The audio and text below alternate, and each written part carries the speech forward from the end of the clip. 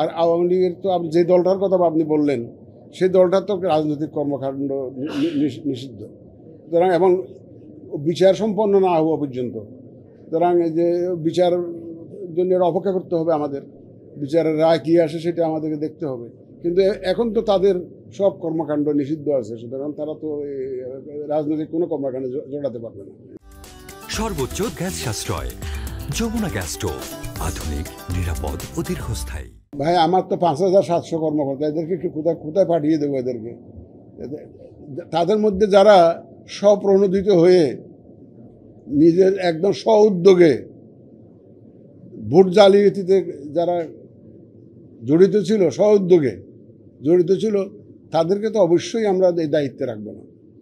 এবং এটা আপনারা যেটুকু চিন্তা করছেন তার চাইতে বেশি সজাগ আছি আমরা। কারণ আমি বিশ্বাস করি, ওই যে সেদিন কোথায় জানি বলেছিলাম যে ভাই, কর্তার ইচ্ছে কীর্তন করো, তো তারা দেখে যে কর্তা কোন দিকে যায়। আমাদের অফিসাররা জানে যে এখনকার যে নির্বাচন কমিশন, তারা কোনো পক্ষপাতিত্ব করছে না, তারা আইন অনুযায়ী প্রফেশনালি নিউট্রালি কাজ করতে চায়। এবং আমার বিশ্বাস আমার অফিসাররা আগের মতো সেরকম আগে করেছে, যেহেতু আগে চেয়েছে, আগে নির্বাচন কমিশন থেকে অনেকে চেয়েছে, আগে সরকার চেয়েছে, কিন্তু আমাদের তো এখন সেরকম কোনো সমস্যা নাই। আমাদের এখানে এই সরকার তো এ পর্যন্ত তো চায় নাই, আমাদের বলতে দ্বিধা নাই। যেদিন সরকার চাইবে সেদিন নাসিরউদ্দিন এই চেয়ারে থাকবে না, এটা ধরে রাখেন।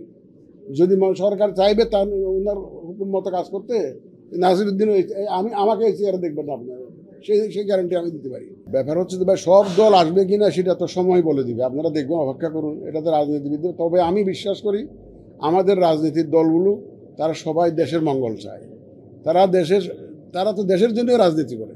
এবং দেখবেন যে at the end of the day আমাদের রাজনীতির দলগুলো একটা অবস্থানে আসবে, এবং তারা যেহেতু সবাই দেশের মঙ্গল চায়, সবাই দেশের প্রেমিক, সুতরাং তারা একটা অবস্থানে আসবে বলে এটা আমার বিশ্বাস। আর আওয়ামী লীগের তো আপনি যে দলটার কথা আপনি বললেন, সেই দলটার তো রাজনৈতিক কর্মকাণ্ড নিষিদ্ধ। সুতরাং এবং বিচার সম্পন্ন না হওয়া পর্যন্ত, সুতরাং এই যে বিচার জন্য অপেক্ষা করতে হবে আমাদের, বিচারের রায় কী আসে সেটা আমাদেরকে দেখতে হবে। কিন্তু এখন তো তাদের সব কর্মকাণ্ড নিষিদ্ধ আছে, সুতরাং তারা তো রাজনৈতিক কোনো কর্মকাণ্ডে জড়াতে পারবে না।